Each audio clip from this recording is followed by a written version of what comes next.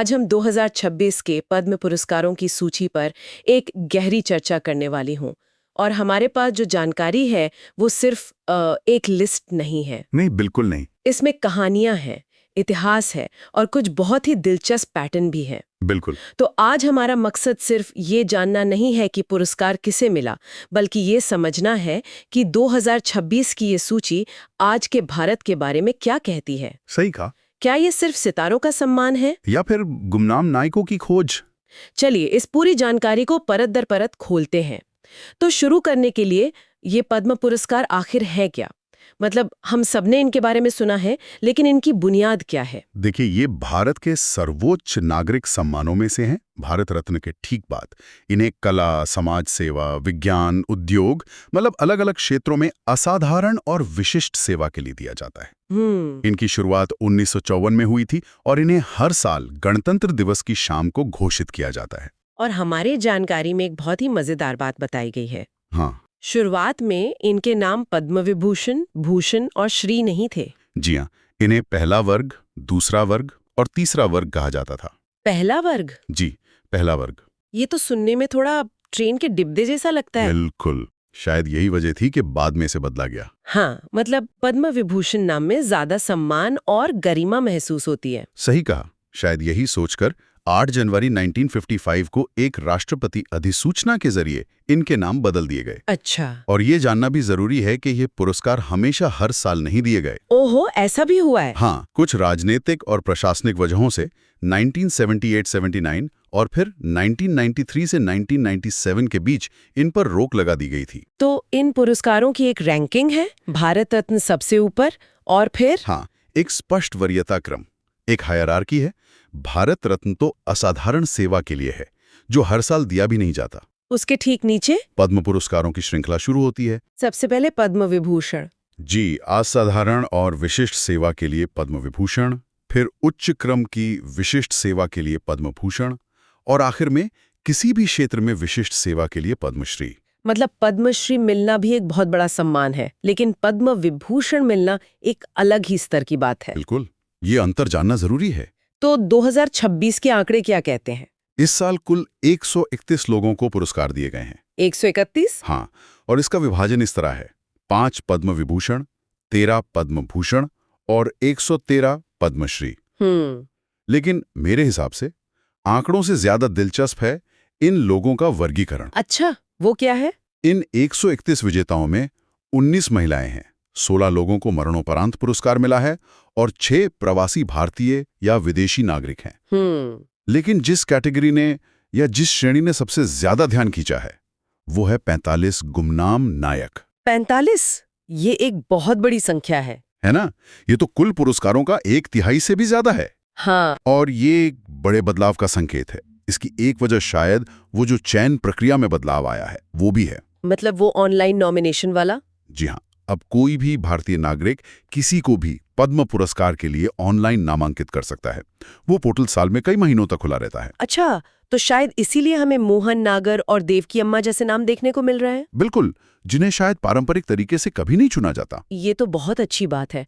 चलिए, इन आंकड़ों में सबसे ज्यादा ध्यान खींचने वाली संख्या 5 से शुरू करते हैं। यानी 5 पद्म विभूषण विजेता। हाँ, देखते हैं कि इस साल देश का ये दूसरा सर्वोच्च नागरिक सम्मान किसे मिला है। इस सूची में एक नाम ऐसा है जिसे शायद पूरा देश जानता है, अभिनेता धर्मेंद्र। ओहो, जिन्हें ये सम्मान मरणोपरांत मिला है। ही मैन के नाम से मशहूर, 300 से ज्यादा फिल्मों में काम।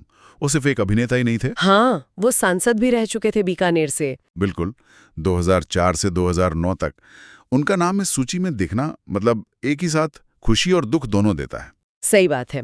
उनके अलावा और कौन है इस लिस्ट में? एक और बहुत महत्वपूर्ण नाम है श्रीमती एन राजम का, कला के क्षेत्र से। एन राजम, वायलिन वादक। जी हाँ, उत्तर प्रदेश की एक विश्व प्रसिद्ध वायलिन वादक हैं और इस साल पद्म विभूषण पाने वाली एकमात्र महिला भी। अच्छा। और दिलचस्प बात यह है कि उन्हें पहले पद्मश्री और पद्म भूषण भी मिल चुका है। तो ये सम्मान उनके शानदार करियर का कह सकते हैं एक शिखर है।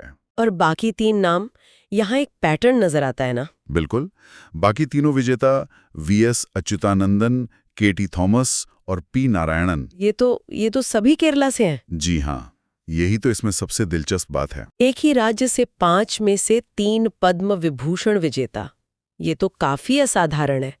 इसका क्या मतलब निकाला जाए? ये वाकई दिलचस्प है। ये किसी एक क्षेत्र से असाधारण योगदान की एक लहर को दिखाता है। इसके कई कारण हो सकते हैं। क्या ये केरल की उच्च साक्षरता और राजनीतिक जागरूकता का नतीजा है, या ये सिर्फ एक सुखद संयोग है? ये एक बहस भी छेड़ता है कि क्या पुरस्कार समिति को भौगोलिक विविधता पर भी ध्यान देना चाहिए? सही मुद्दा उठाया आपने। या सिर्फ योग्यता ही एकमात्र पैमाना होना चाहिए? वैसे अच्युतानंदन केरल के पूर्व मुख्यमंत्री रहे हैं और थॉमस सुप्रीम कोर्ट के न्यायाधीश। मतलब अपने अपने क्षेत्रों के दिग्गज हैं। बिल्कुल। यह एक सोचने वाली बात है। चलिए अब पद्म भूषण की तरफ बढ़ते हैं। 13 नामों में से कुछ तो ऐसे हैं जिन्हें लोग तुरंत पहचान लेंगे। हाँ बिल्कुल, जैसे महाराष्ट्र की पार्श्व गायिका अलका याग्निक। उनकी आवाज तो दशकों से लोगों के दिलों पर राज कर रही है। और दक्षिण भारतीय सिनेमा के सुपरस्टार केरल के अभिनेता ममूटी। साथ ही राजनीति से शिबू सोरेन का नाम भी है, जिन्हें झारखंड में प्यार से दिसोम गुरु यानी लोगों का गुरु कहा जाता है। और हाँ, खेल जगत से टेनिस के दिग्गज विजय अमृतराज भी इस सूची में शामिल हैं। तो ये सूची कला, सिनेमा, राजनीति और खेल का एक अच्छा मिश्रण दिखाती है। बिल्कुल। ये दिखाता है कि समिति ने अलग-अलग क्षेत्रों के दिग्गजों को सम्मानित करने की कोशिश की है, जिनका प्रभाव दशकों तक रहा है। हाँ। अब हम सबसे बड़ी श्रेणी पर आते हैं, पद्मश्री, जिसमें 113 नाम हैं। जाहिर है हम सब पर तो बात नहीं कर सकते। नहीं, वो तो मुश्किल है। लेकिन हमारी जानकारी में कुछ प्रमुख नामों का जिक्र है, खासकर खेल जगत से। हाँ, और ये नाम आज के युवाओं के लिए प्रेरणा है। भारतीय क्रिकेट टीम के पूर्व कप्तान रोहित शर्मा, जिन्हें हिटमैन भी कहते हैं, उन्हें पद्मश्री मिला है। जी। उनके साथ साथ भारतीय महिला क्रिकेट टीम की कप्तान हरमनप्रीत कौर और भारतीय महिला हॉकी टीम की गोलकीपर और पूर्व कप्तान सविता पुनिया को भी ये सम्मान मिला है। वाह, ये तो भारतीय खेल में महिला शक्ति को एक बड़ी मान्यता है। बिल्कुल। लेकिन मुझे लगता है कि पद्मश्री की असली कहानी शायद इन मशहूर चेहरों से परे है। उन 45 गुमनाम नायकों में। हाँ, जिनका आपने शुरू में जिक्र किया था। मैं आपसे पूरी तरह सहमत हूं। यही इस साल की सूची की सबसे खास बात है। ये वो लोग हैं जिनके काम को शायद कोई मीडिया कवरेज नहीं मिलती, लेकिन उनका असर बहुत गहरा होता है। क्या हम किसी एक या दो की कहानी पर बात कर सकते हैं, ताकि हमारे सुनने वाले समझ सकें कि हम किस तरह के काम की बात कर रहे हैं? जरूर। चलिए, लोकल देवकी अम्मा की कहानी लेते हैं। देवकी अम्मा जी। जानकारी बताती है कि उन्होंने पिछले 40 से 50 सालों में अकेले ही अपने गांव के आसपास एक छोटा जंगल खड़ा कर दिया है। अकेले ही? हाँ, अकेले ही। उन्होंने बस पेड़ लगाना शुरू किया और कभी रुकी नहीं। आज वो जगह एक हरा भरा नखलिस्तान बन चुकी है। वाह, ये तो अविश्वसनीय है। एक अकेली महिला का ऐसा जुनून। बिल्कुल। ये उस तरह का काम है जिसे कोई हेडलाइन नहीं मिलती, लेकिन इसका असर पीढ़ियों तक रहता है। यही तो पद्मश्री की असली भावना है। सही कहा। एक और नाम है मोहन नागर का, जिन्होंने पीढ़ियों से चली आ रही एक लोक कला को जिंदा रखा है। या भगवान दास, जिन्होंने शायद अपनी पूरी जिंदगी समाज सेवा में लगा दी। ये कहानियां हमें याद दिलाती हैं कि नायक सिर्फ बड़े शहरों या बड़े मंचों पर नहीं होते। बिल्कुल। यहाँ मेरे मन में एक सवाल आता है। एक तरफ रोहित शर्मा और अलका याग्निक जैसे सितारे हैं जिनकी उपलब्धियों को दुनिया देखती है, और दूसरी तरफ देवकी अम्मा जैसे गुमनाम नायक। क्या इन दो बिल्कुल अलग तरह की उपलब्धियों को एक ही पुरस्कार सूची में रखने से किसी एक का महत्व कम नहीं होता? एक बहुत ही जरूरी सवाल है। कुछ लोग तर्क दे सकते हैं कि शायद इससे पुरस्कार का कद घटता है। हाँ। लेकिन अगर हम दूसरी नजर से देखें तो ये इस पुरस्कार की खूबी भी है। ये दिखाता है कि राष्ट्र की सेवा का कोई एक रूप नहीं होता। अच्छा। एक क्रिकेटर जो देश के लिए विश्व कप जीतता है, वो भी देश का मान बढ़ा रहा है, और एक पर्यावरणविद जो एक जंगल खड़ा करती है, वो भी आने वाली पीढ़ियों के लिए देश की सेवा कर रही है। मतलब ये सूची शायद यही कहती है कि योगदान होता है, चाहे वो सुर्खियों में हो या खामोशी में। बिल्कुल सही, आपने एकदम सही समझा। ये एक बहुत अच्छा नजरिया है। और जब हम इन पुरस्कारों की बात कर रहे हैं तो स्रोत हमें इतिहास के कुछ ऐसे पलों की भी याद दिलाता है जहां इन पुरस्कारों ने इतिहास बनाया। हाँ, कुछ पहले विजेता। जी। ये देखना दिलचस्प है कि ये पुरस्कार कैसे विकसित हुए हैं। जैसे पद्म विभूषण पाने वाले पहले खिलाड़ी थे शतरंज के जादूगर विश्वनाथन आनंद, जिन्हें 2007 में ये सम्मान मिला था। और पहली अभिनेत्री जिन्हें 1958 में पद्मश्री मिला वो थी नरगिस दत्त। जी, नरगिस दत्त। जरा सोचिए, ये 1958 की बात है। एक ऐसा दौर जब सिनेमा में काम करने को आज जितना सम्मान शायद नहीं मिलता था। सही बात है। तो उस समय एक अभिनेत्री को पद्मश्री मिलना एक बहुत बड़ी और प्रगतिशील बात थी। बिल्कुल, और ये प्रगति का सिलसिला जारी रहा। 2019 में पद्मश्री पाने वाली पहली ट्रांसजेंडर प्राप्तकर्ता थी भरतनाट्यम नृत्यांगना नर्तकी नटराज। ये हमें इन पुरस्कारों के विकसित होते स्वरूप को दिखाता है कि कैसे समय के साथ समाज के हर वर्ग को सम्मान देने की कोशिश की गई है। और जाहिर है हम मेजर ध्यानचंद और मिल्खा सिंह जैसे दिग्गजों को भी नहीं भूल सकते। बिल्कुल नहीं, उन्हें भी पद्म पुरस्कारों से सम्मानित किया गया था। तो इस सब का क्या मतलब निकलता है? आज की हमारी चर्चा से ये साफ है कि पद्म पुरस्कार केवल एक सूची नहीं है। नहीं, बिल्कुल नहीं।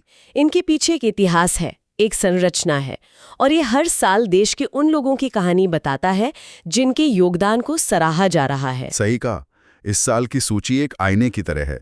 ये हमें एक तरफ हमारे लोकप्रिय संस्कृति के सितारे दिखाती है, हमारे ही मैन और हिटमैन, और दूसरी तरफ ये उन गुमनाम नायकों पर रोशनी डालती है जो चुपचाप इस देश की नींव को मजबूत कर रहे हैं। और ये बताता है कि भारत दोनों को एक साथ महत्व देता है और सम्मानित करता है। और आज की चर्चा ने हमें एक बहुत ही महत्वपूर्ण सवाल पर लाकर खड़ा कर दिया है। और वो सवाल ये है कि जब स्रोत 45 गुमनाम नायकों को सूचीबद्ध करता है तो ये सोचने पर मजबूर करता है कि इन छिपे हुए रत्नों के लिए चयन प्रक्रिया वास्तव में कितनी प्रभावी होगी।